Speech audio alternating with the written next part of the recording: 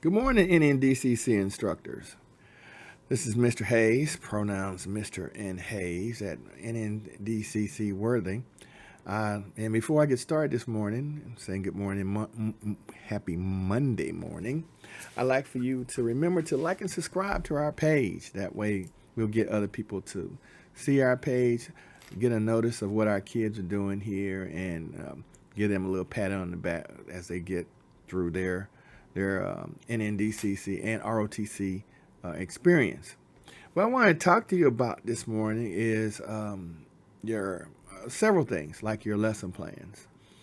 Some of you have probably been in NEOC where you've gotten your little flash drive that has all your lesson plans and all your PowerPoint presentations on it and everything else.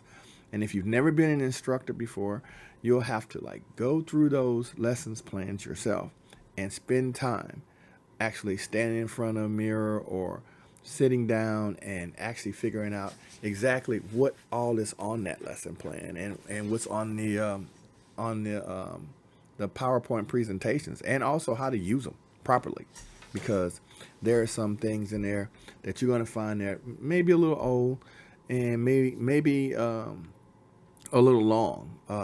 Our kids don't have a very long attention span, so you have to be very careful about how long you break it down. So I've taken my lesson plans and I've redone them because I'm a curriculum developer.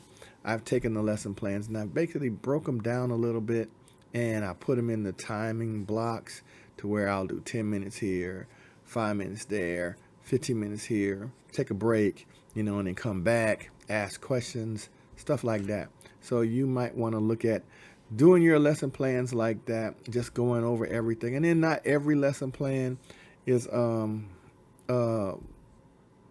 might be interesting to them. You might have to pick out things that that they will be interested in. I do cover the NS1 book, the entire book. I cover that book and the NS2 book. I usually it takes me about a semester to cover the book because, like I say, I start on a Monday, and I end the chapter on a Friday, and I don't go back. We just keep rolling until we finish the book. But that's how I handle the lesson plans. When I first got here, I had books, but I didn't have drill equipment. I didn't have uniforms. I didn't have those things that most ROTC units have. So I decided to really concentrate on my kids' academics, namely their STAR tests, which we have STAR tests here. We have the ASVAB.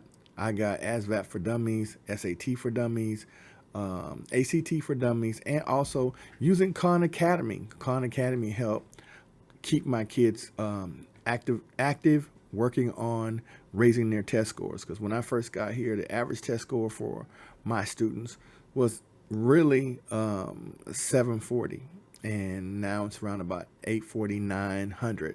And we all know that if you want your kids to use these ROTC scholarships, they keep telling us, hey, your kids need to go use these ROTC scholarships. The one thing that keeps them from actually moving forward on even applying is the fact that they see that 1100 number for ROTC, the SAT score.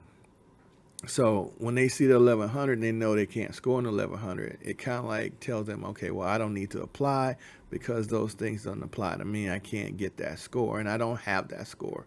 But that was the first thing we worked on. We really worked on raising our SAT, ACT scores, and I would mix that in with my lesson plans as far as the NS1 book and the NS2 book. I do a couple of chapters in the book, then we might do a couple of chapters of ASVAB study, or we might do SAT study, and we might do Khan Academy, where Khan Academy, everything's in there for Khan Academy. All you got to do is just get them to sign up. You can monitor the whole thing, go over, ask questions. Everything is there. And my the person that helped me out a lot in my CCMR department from college readiness was Ms. Foley, and we sat down and we came up with a lesson plan and a plan of action to actually raise our kids' scores up, which helped tell my kids that, hey, I want you to go to college, because the one thing I promised them was that if you stay in my program, you will get a chance to go to college. And we will do everything we can to make sure that you do have a chance to go to college. So raising their test scores, working on their academics, I sent a lot of kids off to our local community college, our local colleges in the area, and we sent kids to other things that got great jobs when they left here. The one thing I wish I knew back then that I know now is how to prepare for my AMI inspection, which is my area manager inspection, because I had no clue what the AMI inspection was. And then it was kind of hard to break away from my school to go view a AMI inspection. And I didn't know how important it is, but it's very, very important, because the one thing that we realized from last year was that the AMI is very, very important. And we really worked towards sitting down and talking about at the end of the last school year whether or not what we wanted to achieve. And the one thing we wanted to achieve was getting our first unit achievement award. So I talked to the staff and everything, and they wanted to go to camps in the summer and all the other stuff, trying to get the extra points that they needed to qualify for the unit achievement award. With that being said, that means that we had to stay on top of our CDMIS and use our end of year report like it was a living, breathing thing. We had to stay on top of it, keep finding it, figuring out how many points we had, And so with that being said, because we didn't have uniforms, and because we didn't have drill weapons and all the other stuff, it was really kind of hard to max out our activities as far as trying to win the unit achievement award the years before that. But this year, going into this year, we had uniforms, we have uniforms, and we want to be more proactive about getting our color guard out there. Our color guard is performing at football games, graduations, parades, everything. So those points came in handy. We came doing stuff like volunteer work, community service. All those things came in handy for extra points. And now that we got uniforms and stuff, we can actually march and be in uniform. So what we did was, the year before that, I would go to the NS1, NS2 book. But this year, I concentrated more on using the Cadet Field Manual, because in the Cadet Field Manual, it addressed how they should wear their uniform properly, and also marching and the commands and everything. You'll find that your drill manual is actually inside your Cadet Field Manual if you haven't read the whole thing.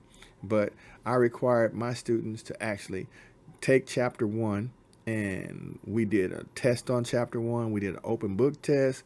We played brain brawl with it, where we asked all the questions, so they knew everything there was about how to actually take care of their uniforms, actually wear the uniforms, what certain things meant. And then the same thing with the drill manual, which is also in the same Cadet Field Manual. We did brain brawl on that. We asked questions. We played games with it.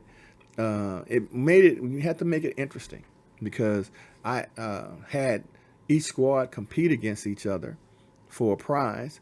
And as they came up there and answered questions, then we were asked some questions about the chapter 1 in the Cadet Field Manual, which talks about uniform regulations, and also their drill manual, which is drill instruction. So they learned a lot about doing that kind of stuff while actually learning from the Cadet Field Manual. Those things are important for your AMI inspection, because if you haven't done one, I suggest you just keep reading it and keep reading it. Seems like to me every day when I read it, I find something new that I didn't look at or I didn't realize I need to do, like inviting people to parents and guests, and finding a guest speaker, and all the marching, and a pass and review, which your kids have to do a pass and review, and our kids don't even know. Our kids can't even stay in rhythm. So that was a really hard thing, trying to get them to march in rhythm. I had no problem with getting them with the haircuts and all the other stuff. It was just because they had no rhythm. The other thing is ask for help. Some of our brother and sister programs have Marines in their program, and sometimes they'll be willing to come out and help you. and give you advice on how to do certain things. Also, I had recruiters who were Marines who would come and do PT with my kids, and also and Army guys who would come and do PT with my kids and actually help them with their marching and answer questions, really work with my guide on and stuff like that. Because us Navy people, we don't march that much. I mean, I really haven't marched since boot camp. And I did call Cadence, so I can call Cadence because I called Cadence while I was in boot camp, but I hadn't done a lot of marching and stuff. I'm an intel guy. We do a lot of swimming, but not a lot of marching. So with that said, I'll close out today, and remember, you can always ask for help. You can always ask for help. There's always a lot of commands, especially the ones that's been doing it for a while. They'll help you out. Ask them for help. But if you need anything from me, because I wish I had someone like me who could come in and basically say, hey, this is how I set this up. This is how I got ready for this. This is what I did with my forms and stuff, and how I got all my kids' paperwork done in a certain amount of time. So if you have any questions, feel free to email me, text me, whatever. I answer questions all the time, 24 hours a day, 7 days a week. With that being said, I'm Mr. Hayes, pronouns Mr. and Hayes. Like and subscribe our page. And if you have any questions, reach out. You have a great and fine Navy day.